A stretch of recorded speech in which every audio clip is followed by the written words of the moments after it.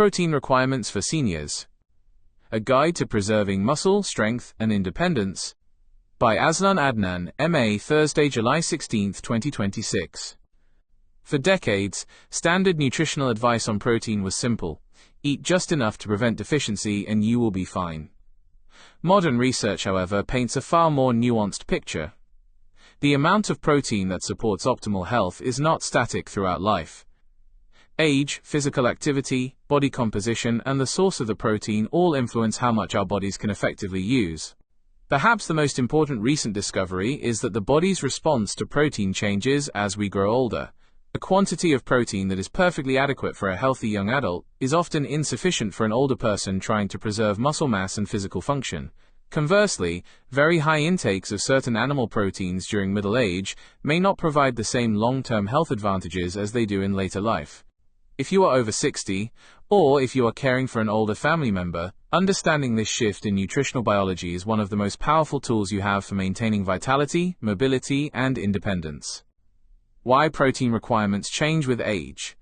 To understand why older adults need to look at protein differently, it helps to understand how muscle works.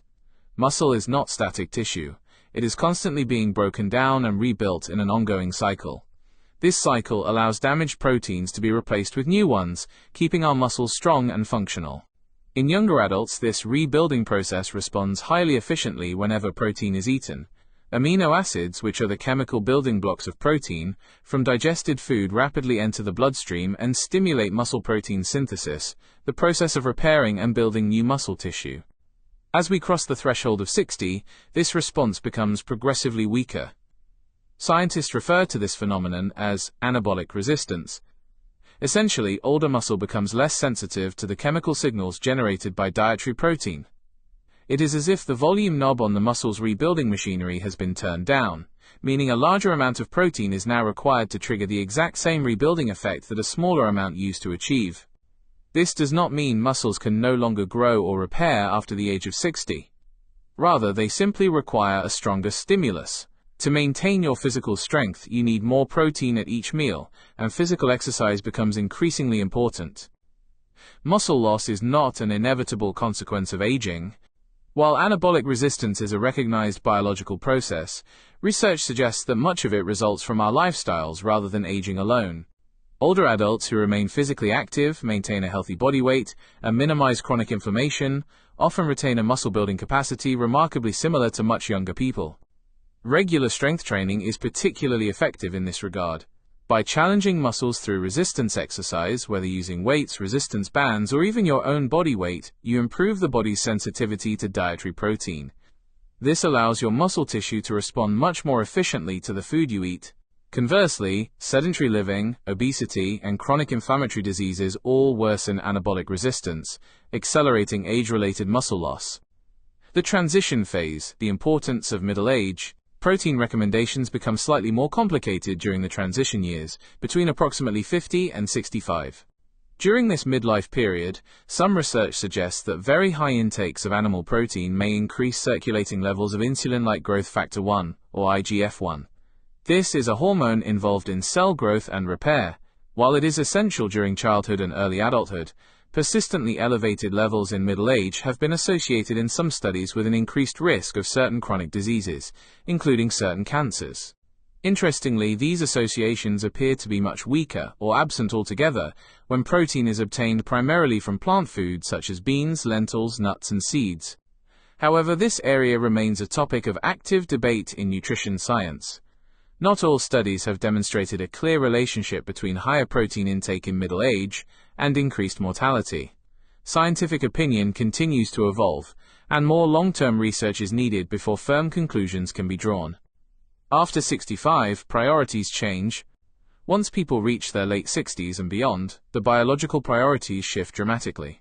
Preserving muscle mass becomes one of the single most important factors for long-term health and survival. The progressive loss of muscle mass and function is known medically as sarcopenia. Left unchecked, sarcopenia contributes directly to physical weakness, fatigue, an increased risk of slips, trips and falls, fractures, long-term disability, loss of independence during daily tasks, and an increased risk of hospitalization. At this stage of life, the immediate, tangible benefits of consuming more protein to prevent muscle wasting generally far outweigh any theoretical long-term concerns about IGF-1. Preventing frailty and protecting mobility become the ultimate health priorities. Recent changes in protein recommendations. For many years, official guidelines in the UK and worldwide suggested a daily target of approximately 0.8 grams of protein per kilogram of body weight for all adults. For a person weighing 70 kilograms, which is about 11 stone, this equates to 56 grams of protein per day. However, more recent expert groups and clinical studies propose considerably higher targets for older adults. Modern recommendations suggest that seniors over 60 aim for 1.2 to 1.6 grams of protein per kilogram of body weight daily. For that same 70 kilogram adult, the daily target increases to a range of 84 to 112 grams. This higher range is particularly recommended for healthy older people who engage in regular physical activity. While some researchers argue that increasing protein offers little benefit unless it is paired with resistance training, the evidence is overwhelmingly strong that active seniors benefit immensely from keeping their protein intake toward the higher end of this scale. Does the source of protein matter? Protein quality is determined by two main factors, which are its amino acid profile and its digestibility. Animal proteins, such as dairy, eggs, fish, and meat, are complete proteins, meaning they naturally contain all the essential amino acids that our bodies cannot make on their own, in proportions that closely match human needs. They are also highly digestible, meaning the body breaks them down easily, allowing amino acids to enter the bloodstream rapidly. Plant proteins, found in foods like beans, lentils, chickpeas, tofu, tempeh, and grains, can be more variable. Some plant foods contain lower amounts of one or two essential amino acids, and they can be slightly less digestible because they are enclosed within fiber-rich plant cell walls. However, this does not mean plant-based proteins are inadequate. It simply means they require a little more thoughtful planning. By eating a wide variety of plant foods throughout the day, such as oats for breakfast, lentil soup for lunch, and a tofu stir-fry for dinner, you easily supply your body with all the essential amino acids it needs. Furthermore, older adults who eat a predominantly plant-based diet may simply need slightly larger total protein portions to compensate for the lower digestibility of plant fibers. Excellent options to focus on include soy products, peas, lentils, beans, and chickpeas. Leucine, the trigger for muscle growth. Among the 20 amino acids that make up protein, one stands out as exceptionally important for seniors: leucine. Leucine acts as a biological on-off switch that directly activates muscle protein synthesis. If a meal contains too little leucine, the chemical switch is not fully flipped, and the muscle-building response remains weak. To get enough leucine on a plant-heavy or fully plant-based diet, you should focus on incorporating leucine-rich foods into your meals. Tofu, tempeh, edamame, and lentils are all excellent options, as is pea protein, which is often found in high-quality plant-based protein powders. Protein alone is not enough. One of the clearest findings from modern geriatric medicine is that protein cannot substitute for exercise. Simply increasing your dietary protein while remaining sedentary produces very little improvement in muscle strength. To successfully rebuild and protect your body, you need a two-part strategy where strength training provides the physical signal to build, and protein provides the physical raw materials. Both are absolutely required for optimal results. Engaging in simple resistance exercises, such as bodyweight squats, wall push-ups, or using light resistance bands, 2 to 3 times a week will dramatically amplify the benefits of your dietary protein. Bone health and metabolic benefits. Some population studies have noted higher bone fracture rates among people who follow strictly plant-based diets. However, deeper analysis reveals that this is largely explained by a lack of calcium and vitamin D, rather than a lack of meat. When calcium intake is sufficient and vitamin D levels are maintained, higher protein intake actually supports bone health. It helps preserve bone mineral density and significantly reduces the risk of osteoporosis and fractures. If you are focusing on plant proteins, ensure you are also consuming calcium-fortified plant milks, leafy greens, and taking a daily vitamin D supplement, especially during the UK winter months. Additionally, one of the greatest advantages of plant-based eating lies in its remarkable effects on your metabolism. Diets rich in legumes, whole grains, vegetables, and fruits consistently improve insulin sensitivity, lower the risk of developing type 2 diabetes, and reduce the incidence of cardiovascular disease. Replacing even a portion of animal protein in your diet with plant protein has been linked to lower overall mortality in several large-scale health studies. This makes plant-based proteins incredibly attractive for older adults managing obesity, insulin resistance, or heart health. Practical daily tips for seniors and carers. To put this science into practice, you can make 3 simple shifts in how you approach daily meals. First, aim to distribute your protein evenly throughout the day. Instead of eating a small piece of toast for breakfast and a massive portion of protein at dinner, aim for roughly 25 to 30 grams of protein at breakfast, lunch, and dinner to keep your muscle-building machinery active. Second, focus on high-quality plant sources to power up your plate. You can easily include generous portions of tofu, tempeh, lentils, or beans in your meals by stirring tofu into vegetables, adding a cup of lentils to your favorite soups, or blending a high-quality pea protein powder into a morning smoothie. Finally, try to pair your nutrition with movement by scheduling strength sessions. Coordinating your protein intake with physical activity, such as consuming a protein-rich meal or snack within an hour or 2 after a walk, swim, or strength session, helps your muscles recover and rebuild even faster. The bottom line: protein requirements are not static.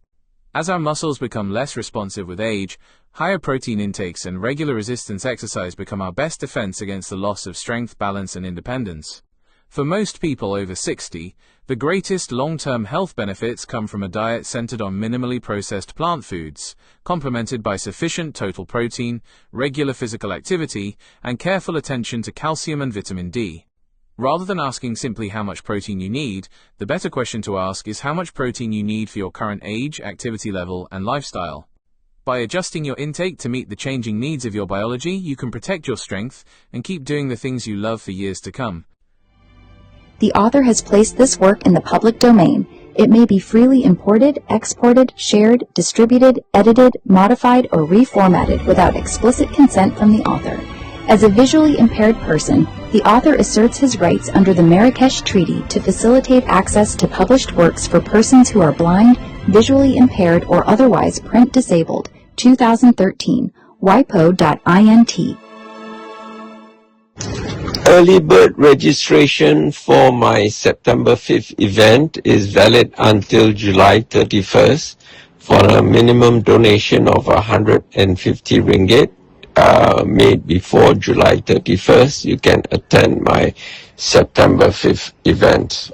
All proceeds for all your donations will be used not just for your meal for the day, but also for my various eye treatments and sponsoring some persons with disability to attend the event. From July onwards, it will be 150 ringgit until the end of July.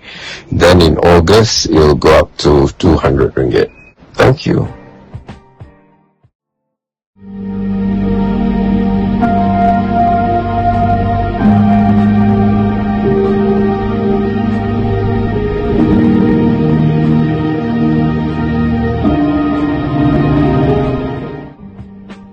How to attend Aislan Adnan's Meet the Author Luncheon at the Hungry Tapir, 135 Petaling Street, Kuala Lumpur.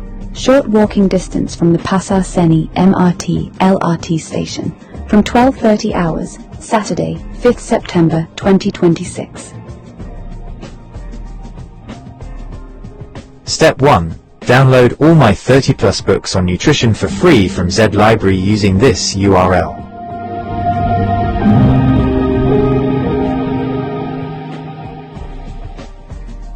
However, there is a limit of 10 downloads a day from Zed Library. The workaround is to download them, and 2,250 plus others, from my Optimal Health Community Telegram broadcast channel at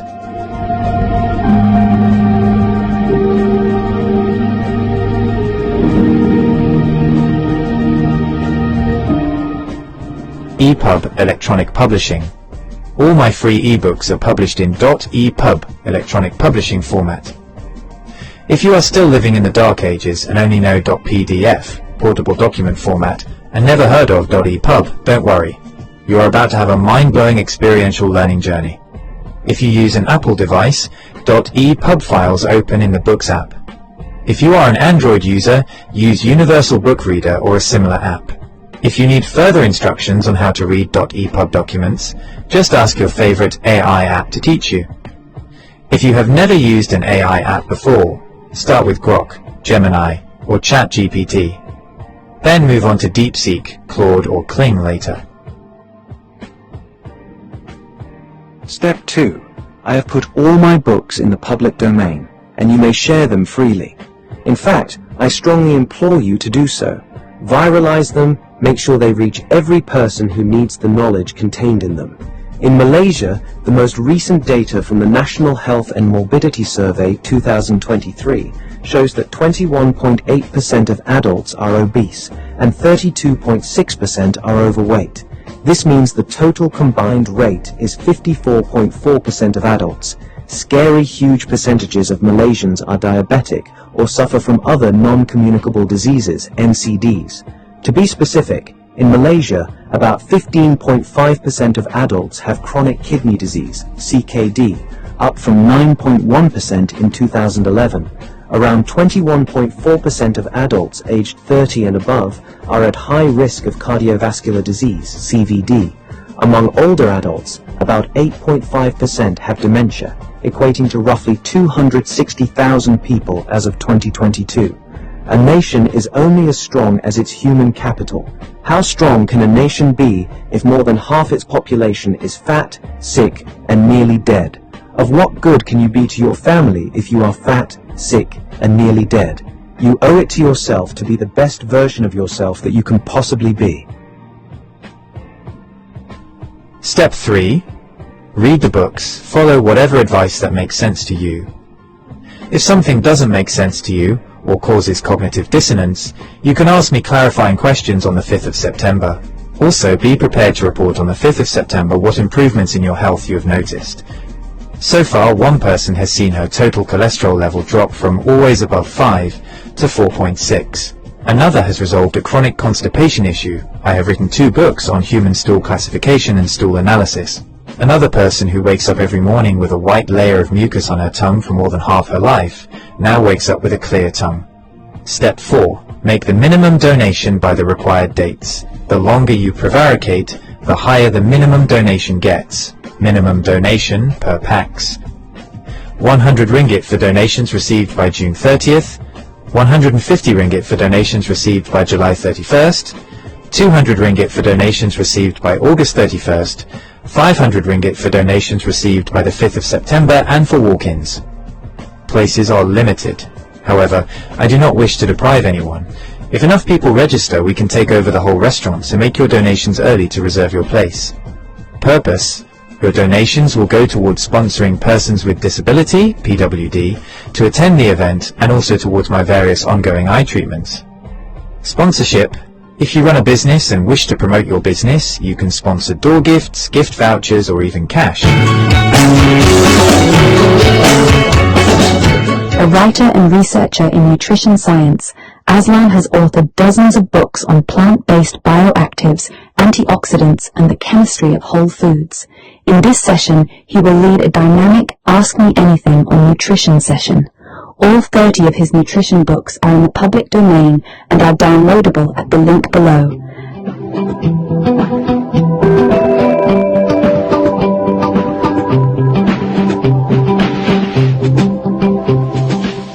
Attendees must read these books in advance and come prepared with their questions. This is a singular chance to engage with one of today's leading independent nutrition thinkers. Don't miss it. A healthy, whole food, plant-based lunch with the menu curated by Aslan Adnan will be served. No need to write your name in the reference of the bank transfer, as it will automatically be displayed, but include your phone number in case we need to contact you for any last-minute changes.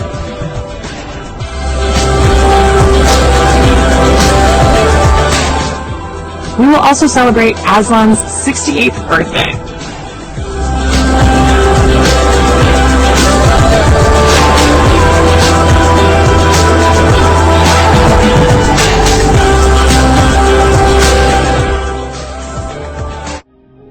Some of you have been wondering why a YouTube channel devoted to green political philosophy and ideology would address health issues. The stark facts are these. Data from the National Health and Morbidity Survey in Malaysia 2023 shows that 54.4% of adults are either overweight or obese, with 32.6% classified as overweight and 21.8% as obese. Abdominal obesity, per Roque-Beauroy, was also reported at 54.5%. Compared to 2011, the combined prevalence of overweight and obesity has increased from 44.5% to 54.4%. According to the same survey, 15.6% of adults in Malaysia have been diagnosed with diabetes, kencing manis. Additionally, about 21.4% of Malaysian adults aged 30 and above have a high 10-year calculated risk of developing cardiovascular disease, CVD, sakit jantung. In Malaysia, precise prevalence data for diagnosed CVD is somewhat limited. Data from 2010 to 2021 indicated that 16.6% of all registered deaths were due to CVD. A 2015 survey found that 14.1% of working-age adults had diabetes, 24.5% had hypertension, and 45.9% had high cholesterol. The World Heart Federation also noted in 2022 that around 11% of deaths in Malaysia are linked to CVD. In 2011, the prevalence of chronic kidney disease, CKD, sakit buah pinggang, was 9.07%. A nationwide study in Malaysia in 2018 estimated that 15.48% of adults, over 5 million people, have CKD. It really is alarming. These numbers are striking, especially when you consider how rapidly they have grown over just a decade. It is a massive public health challenge. In light of these statistics, the implications for nation building and capacity building are stark. What value does a nation have if more than half its population are fat, sick, and nearly dead?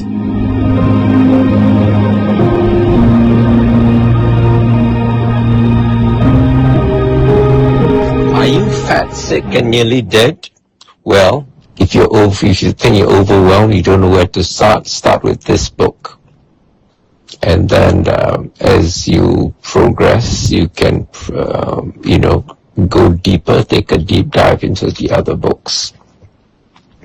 And if you want to meet me to discuss what you've read in the books, you have a chance in September to do so. However, there are 5 places already been taken up, and there are limited seats, so the sooner you register, the sooner you'll reserve a place for yourself. Attendance is by donation, so details are in the video. Important note on event registration fees. Early bird. Donation received between the 1st and the 31st of July 2026. Minimum donation of 150 ringgits. Normal registration. Donation received between the 1st and the 31st of August 2026. Minimum donation of 200 ringgits. Late registration. Donation received between 1st to 5th September 2026. Minimum donation of 500 ringgits. All proceeds after deducting third-party costs will go towards Azlan Adnan's various ongoing eye treatments to hopefully reverse or at least arrest his macular degeneration, cataracts, photophobia, mydriasis, dry eyes, and etc. This is mission critical as, if his vision fails, he'll no longer be able to produce, edit, or upload videos. Your voluntary contributions and donations are a critical success factor. As such, your generosity, empathy, compassion, and kindness are well and truly appreciated. We thank you in advance for your invaluable help and assistance in making this event a resounding success.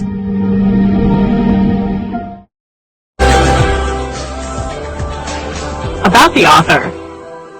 Azlan Adnan, M.A., is a writer and independent researcher whose work focuses on nutrition science, food systems, and the biological foundations of human health. His writing examines how natural foods contain complex compounds that interact with human physiology in ways that may support long-term well-being. He has a particular interest in plant-based bioactive compounds such as polyphenols, carotenoids, flavonoids, and other phytochemicals found in fruits, vegetables, herbs, spices, algae, and fungi. His research explores how these compounds function in plants and how they may influence human nutrition when consumed as part of a balanced diet. Azlan approaches nutrition from a multidisciplinary perspective, drawing on biochemistry, plant biology, and public health nutrition. His work aims to translate complex scientific concepts into clear explanations so that readers can better understand the nutritional value of everyday foods. He is the author of several books examining natural sources of antioxidants and other dietary compounds. Author of the Antioxidant series, Antioxidants in Herbs and Spices, antioxidants in algae, microalgae, and fungi, antioxidants in fruits and vegetables, antioxidants in nuts and seeds, antioxidants in berries.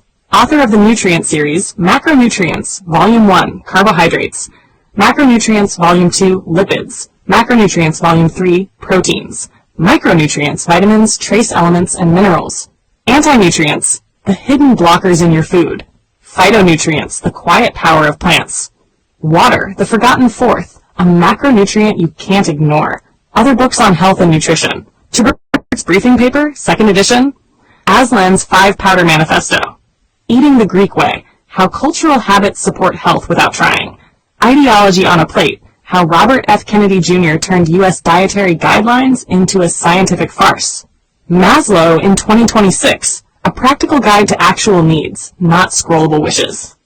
These works form part of an ongoing series exploring the chemistry, biological roles, and nutritional significance of bioactive compounds in plant foods.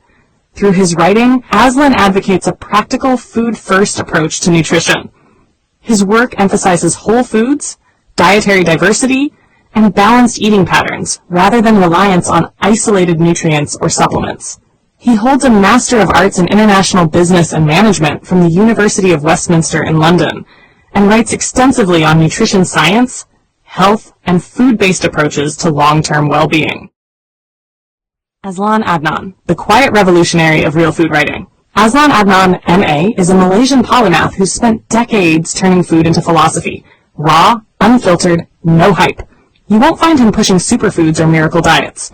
He dissects what actually works. Whole plants, spices, microbes, and the quiet chemistry that keeps bodies humming. With over 30 books, self-published, shared freely on Z-Library, Facebook groups, Telegram channels, Aslan's output is prolific. Part manifesto, part manual. Early works like Spring Has Sprung, a psychological thriller, and travelogues on the road to the East Coast reveal his roots in journalism, advertising, and storytelling. But nutrition became his mission. Educated with a Master of Arts in International Business and Management from the University of Westminster, London, he taught at the School of Management, Royal Holloway, London, while pursuing doctoral research in business strategy and environmental management, specializing in the international timber trade. That academic backbone, rigor, systems thinking, sustainability, bleeds into his food writing. No fluff, just evidence. The core series, the Macronutrients Trilogy, Volume 1 on carbohydrates, glucose, fiber, metabolism, Volume 2 on lipids, fats, omega-3s, inflammation, Volume 3 on proteins, repair, enzymes, muscle. Then micronutrients, water, and anti-nutrients, the plant world's double-edged sword. Anti-nutrients are naturally occurring compounds in whole foods, phytates, oxalates, lectins, goitrogens, that can bind minerals, block enzymes, or mess with absorption. They evolved as plant defenses, but in us, they steal iron from spinach, calcium from kale, or spike gut irritation from raw beans. Variety wins. 30 plants a week, not monodiets. Raw's romantic, but cooked smarter. Add spice blends like Aslan's 5-Powder Manifesto, turmeric mixes for real anti-inflammation, and you've got a library that says, eat wide, not weird. Why release it all into the public domain? Because knowledge isn't currency. It's oxygen. Aslan watched corporations gatekeep health, paywalls on papers, patented supplements, proprietary blends that hide what works. He refuses. His books aren't for sale. They're for spread. No DRM, no ads, no ego. Just files anyone can download, print, share. He says it plain. If one person in a kampong swaps white rice for brown or steams kailan instead of boiling it, that's the win, not royalties. He's no gatekeeper. His Facebook, Aslan Green Party, Instagram, and YouTube drop bite-sized truths. Traffic light WFPB guides, eye health talks on lutein, vegan journeys. He credits tradition, curries, forest mushrooms, seaweed from tides, and lives it. Unpeeled carrots, home ferments, no moralizing. 30-plus titles aren't about volume. They're depth. Carbs to phytonutrients, water to gut bugs. Aslan doesn't sell health. He hands you the tools. Read him and your plate changes. Not because you're broken, because you're built for better.